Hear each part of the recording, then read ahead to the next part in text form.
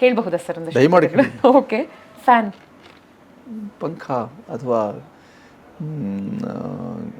ಬೀಸಣಿಗೆ. Carrot. ಗಜ್ಜರಿ.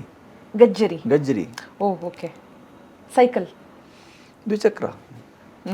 Carrom board. ಅವು ನಮ್ಮದಲ್ಲದ್ರಿಂದ ನಮ್ಗೆ ಮೂಲ ಪದಗಳಿಲ್ವಲ್ಲ, ಅದಕ್ಕೊಂದು ಪ್ರತ್ಯಯ ಸೇರಿಸ್ಕೊಳ್ಳಿ, ನಮ್ಮದೇ ಆಗುತ್ತೆ. Carrom board. ನಮ್ಮದಲ್ಲ ಅದು, ನಾವೆಂದೂ ಆಡಿದ್ದಲ್ಲ ಅದು. ನಮಗೆ ಅಳುಗುಳಿ ಮನೆ ಗೊತ್ತು, ಹುಲಿಗಟ್ಟ ಗೊತ್ತು, ಪಗಡೆ ಗೊತ್ತು, ಕುದುರೆ ಕಟ್ಟಾಟ ಗೊತ್ತು. ಇವೆಲ್ಲವೂ ನಮ್ಮ ಆಟಗಳು, ನಮ್ಮ ಜಾನಪದೀಯ ಆಟಗಳು. ಹಾಗಾಗಿ ನಮ್ಮೆಲ್ಲೂ ಅದಕ್ಕೆ ಚಿನ್ನಿದಾಂಡು ಗೊತ್ತು, ಗಜ್ಜಿಗ ಗೊತ್ತು, ಗೋಲಿ ಗೊತ್ತು. ಇವೆಲ್ಲವೂ ನಮ್ಮ ಆಟಗಳೇ.